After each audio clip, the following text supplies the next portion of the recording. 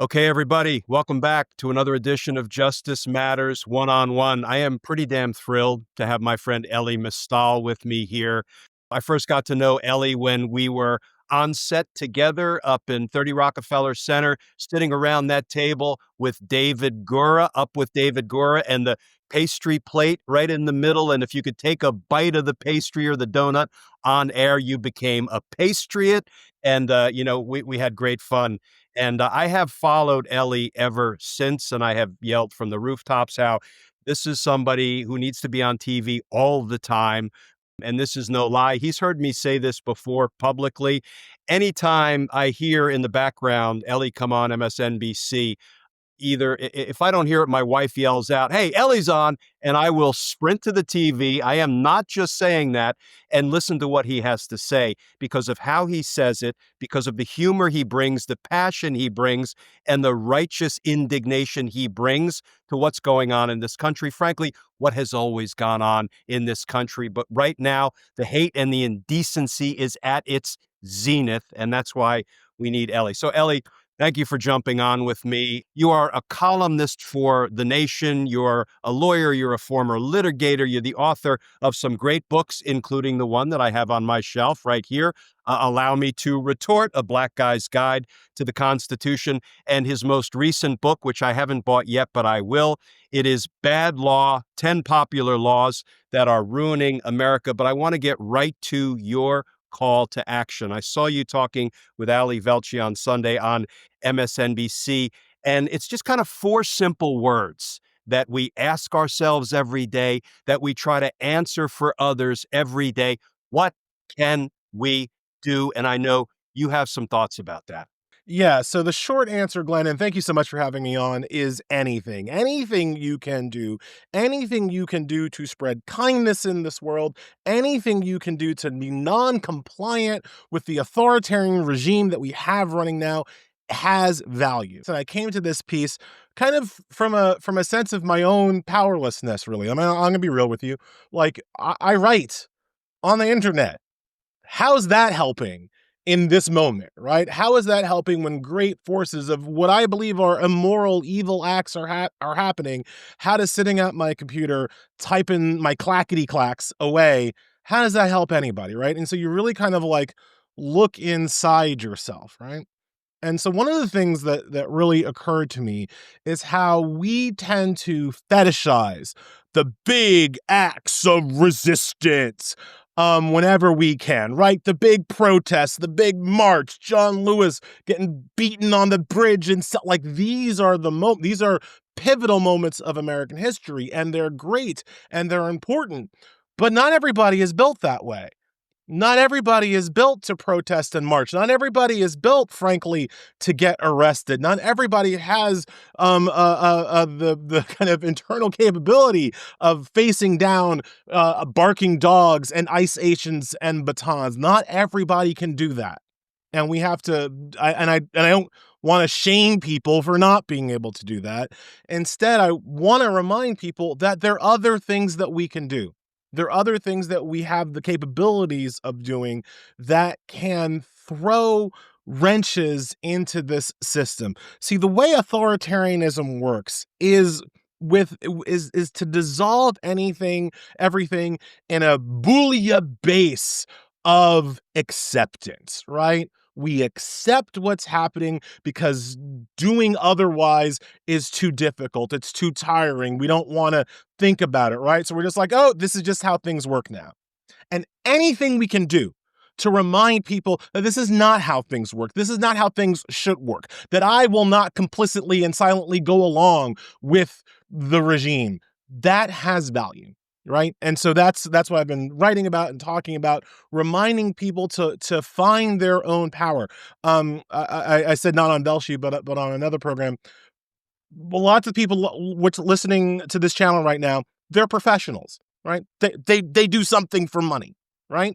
Whatever you do for money right now is something that you can also do, something that you're also an expert in, that you can use to frustrate this administration right now. Because this administration is so overbroad in its, again, immoral acts that if you're a lawyer Right now, there are tons of asylum seekers who are in desperate need of whatever legal defense you can provide. If you only have a Sunday to work for these people, they'll take your Sunday, right? Let's always remember, if you're facing a removal hearing in an immigration court, you're not, the government does not provide you a lawyer, right? Because deportation is a civil offense. So you're relying on pro bono programs and the charity others. And so if you're a lawyer who can give that charity, by all means, go do that, right?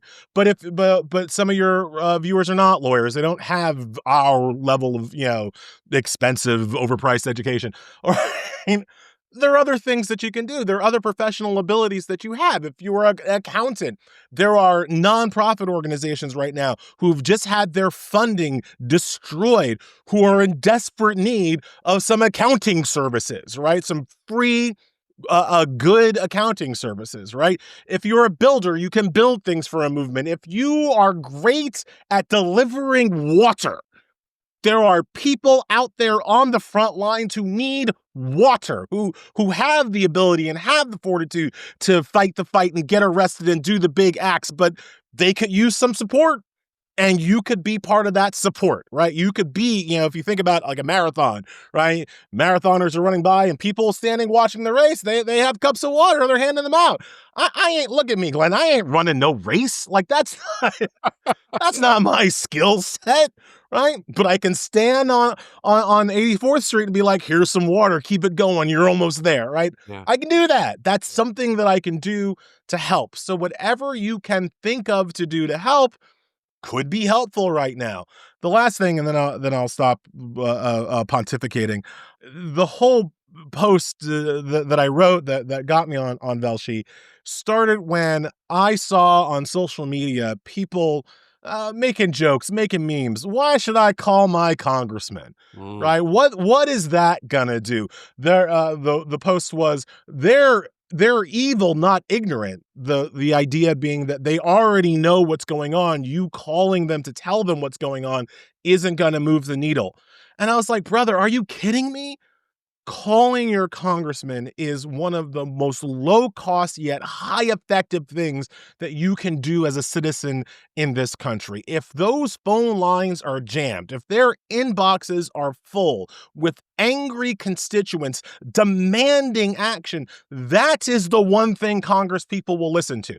Because, and I'm sure you've seen this in your own life, Glenn, the one thing that I know about Congress people is that they love their jobs and they want to keep them.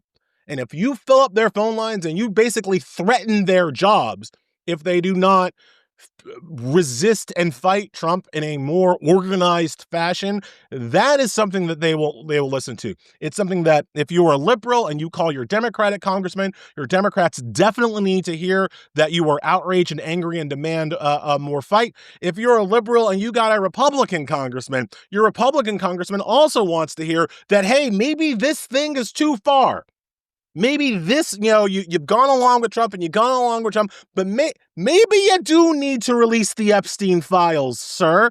Like, that is a useful call to your congressperson, even if your congressperson is a MAGA Republican. Always call your congressperson, right? I tend to call my senators. I mean, Kristen Gillibrand's community services officer, knows me my name and not because I'm on TV, right? Like, this is but calling is useful. Right. So that's what I'm saying, Glenn. Anything that you can do right now is a thing worth doing. Yeah, and let me follow up on that because I'm going to steal an idea from Senator Sheldon Whitehouse, who I interviewed a little while back, and this was his idea, not mine.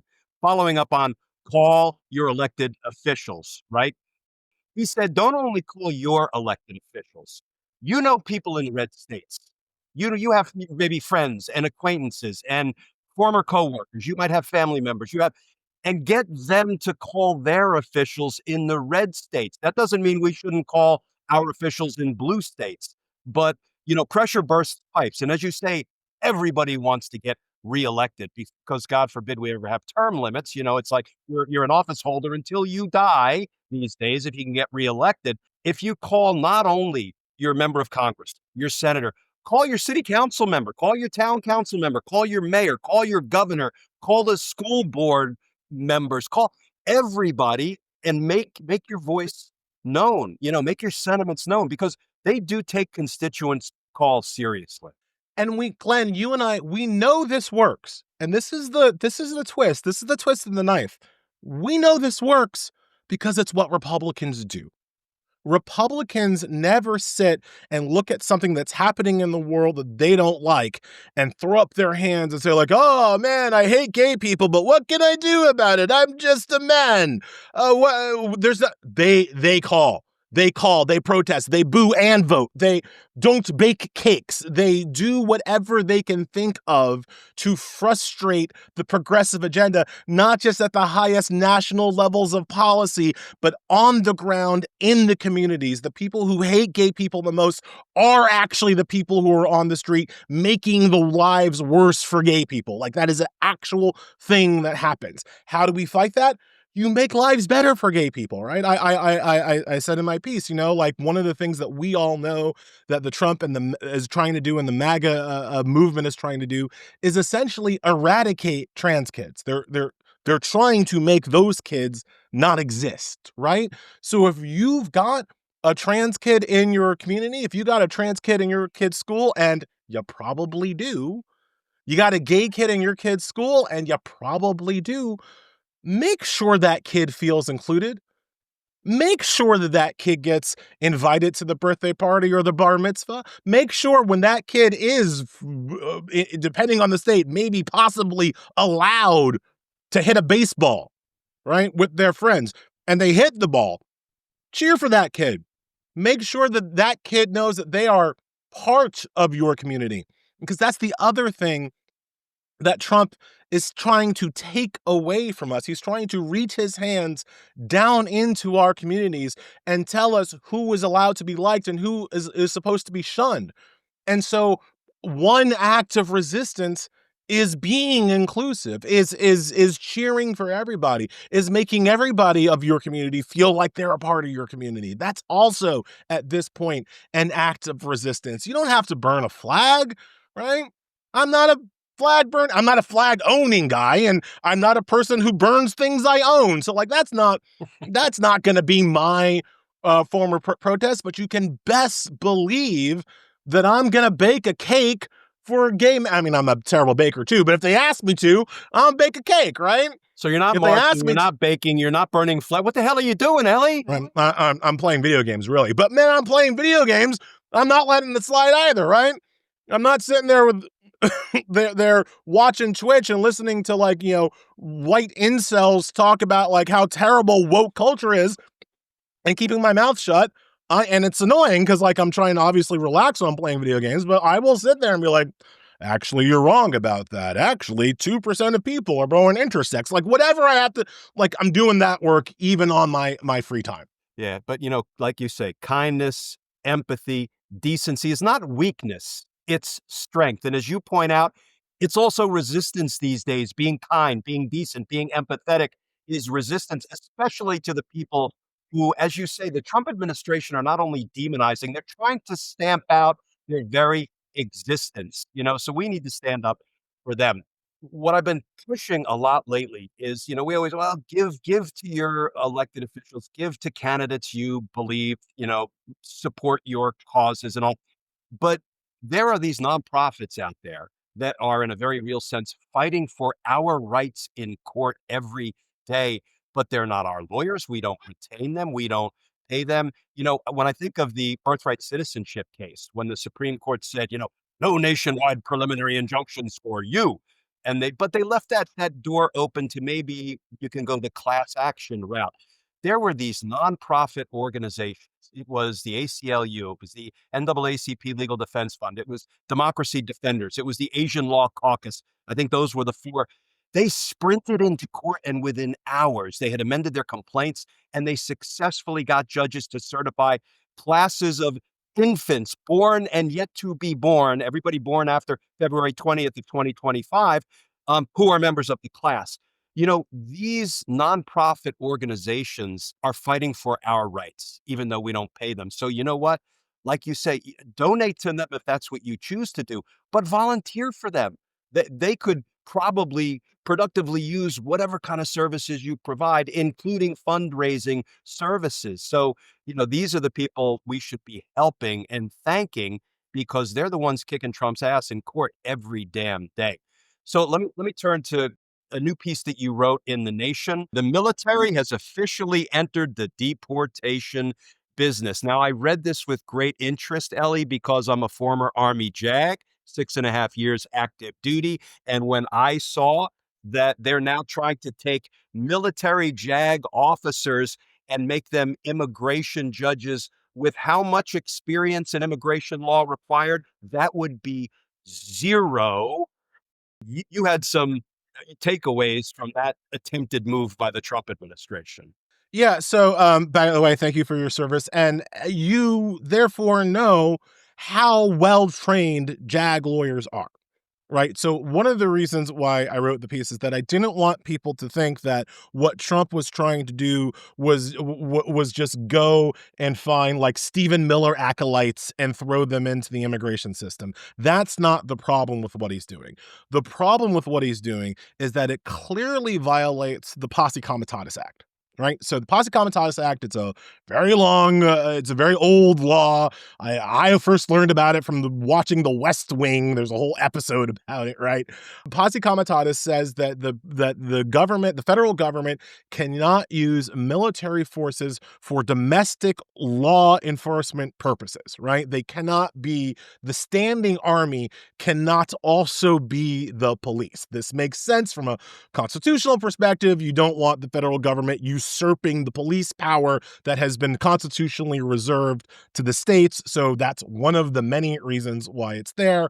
And obviously Trump violates that when he sends troops to LA, when he sends troops to DC, but he also violates it when he sends well-trained military officers into the immigration court system, which is fundamentally a law enforcement system. Yeah. See, people need to understand immigration judges are not judges the way most people colloquially think of judges, right? They're not appointed by the president and confirmed by the Senate like a federal judge. They're not elected by the people or appointed by a governor like a state court judge. Immigration judges are functionally employees of the Department of Justice. They're hired at pretty much the sole discretion of the Attorney General to serve as immigration judges.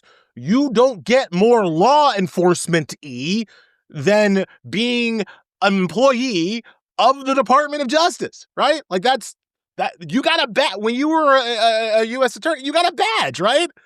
Like you're part of law enforcement at that point. So bringing over JAG officers violates this Posse Comitatus Act. That's its first problem. The second problem you've already alluded to.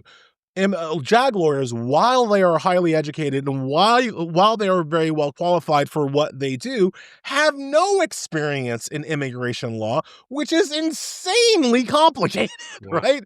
We don't have one immigration statute or governing rules. We have like 30, right?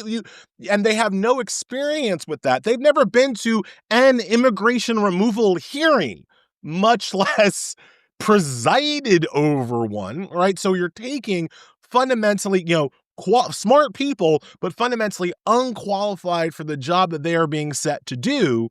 And then the final problem or piece to this is that then you're making their decisions relatively unreviewable. I've looked at the numbers. Syracuse University puts together some of these numbers that I've been able to research. There are immigration judges that decline over 95% of asylum applications. There are immigration judges that approve over 85% of asylum applications. That range is too big.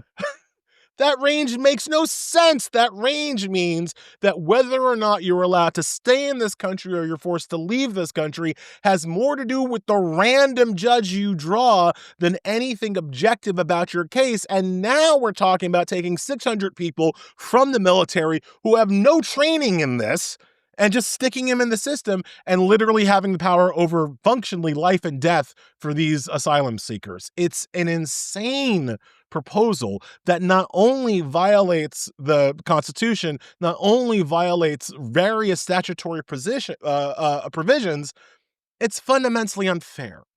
It's fundamentally unfair, no matter what you think about immigrants and the people who are desperately trying to come to this country. Surely most of us want there to be a level of fairness applied to these people. And putting an unqualified, though highly educated lawyers in this role is fundamentally unfair to these people who have their lives on the line when they're in these removal hearings. Yeah, let me co-sign a couple of things you said from my personal experience. Okay, first of all, I went to officer basic training in what used to be called Fort Bragg and is again called Fort Bragg. I then went to the JAG school on the campus of the University of Virginia, where after you graduate law school and you pass the bar, before they spit you out to your first active duty assignment, you have to go to the Army's law school, the JAG school. Guess what? In neither of those places did I learn anything about immigration law. I learned about military law. I learned about the law of war, and we could talk about how the Trump administration just criminally murdered 11 people by blowing their boat out of the water in international waters. That's a conversation for another day.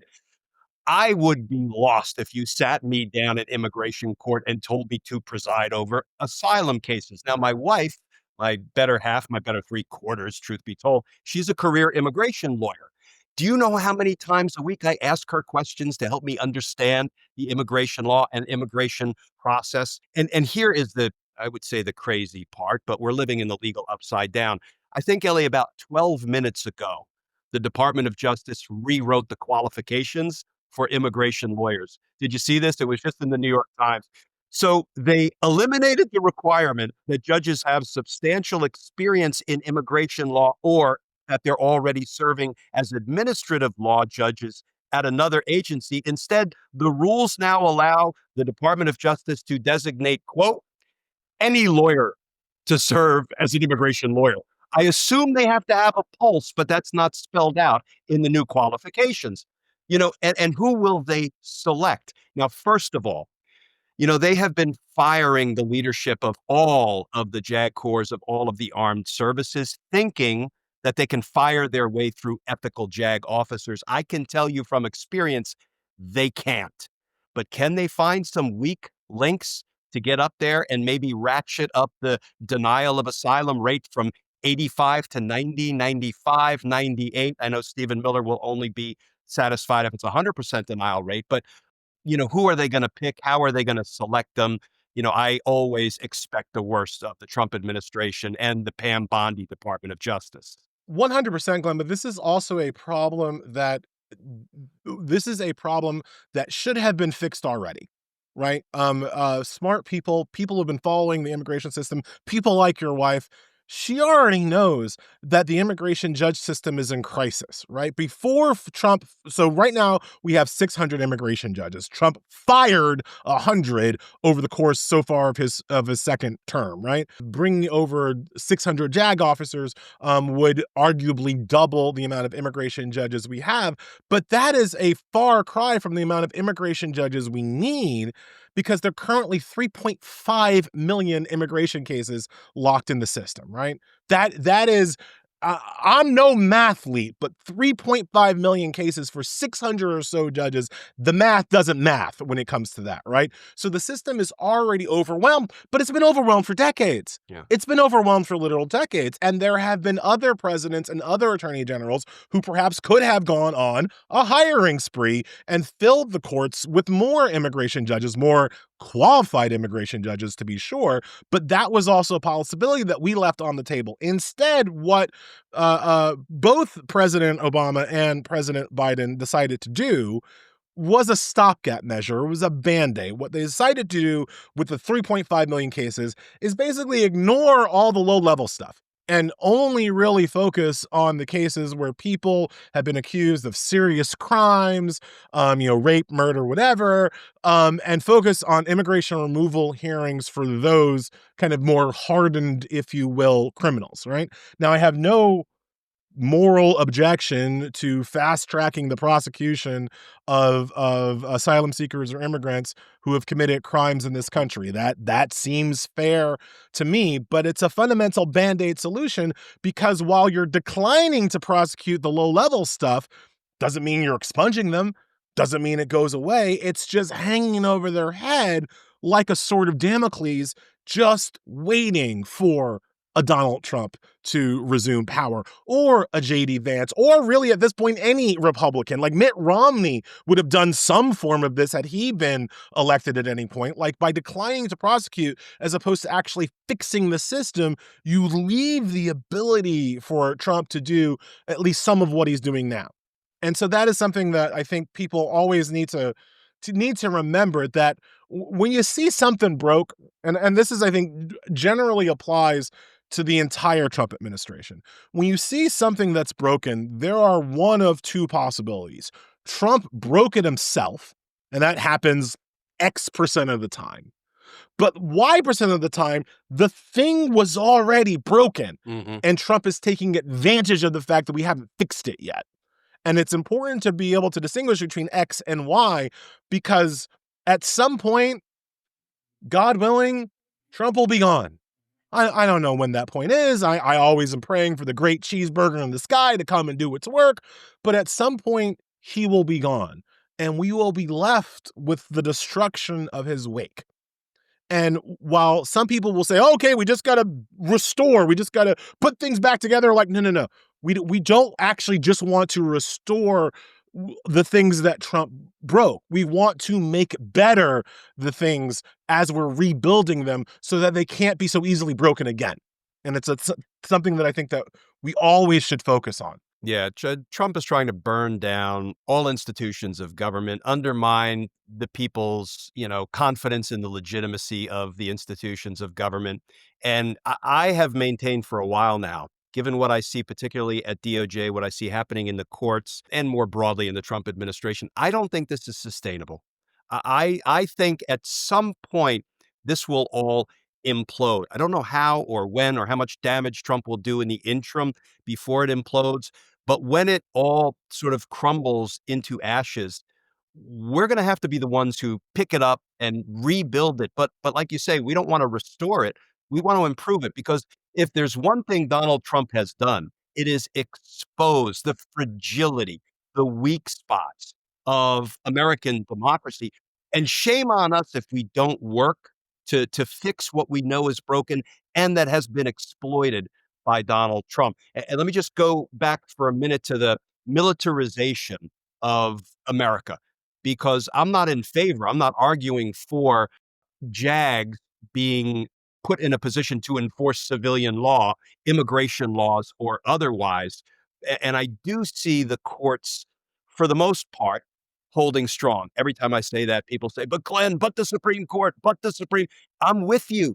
But the Supreme Court, as well as anybody, that we have 6 radical right-wing justices who seem content to forever let Donald Trump expand executive power and still give him a presumption of regularity, even though we know that dude is irregular from the minute he wakes up until the minute he goes to bed. And I hope at some point the courts say, you know what? The executive at some point is no longer worthy of the presumption of regularity. And we're creeping in that direction because, a federal magistrate judge in D.C. just exploded. Judge Zia Faruqi, who was a former colleague of mine, I know him well. He was a great, well-respected federal prosecutor before he became a magistrate judge. And he just said, listen, the federal judges in this courthouse will not allow Trump's administration to, quote, flush the rule of law down the toilet. I mean, the judges, I believe, are holding strong. Trump lost 3 cases on Tuesday alone this past week.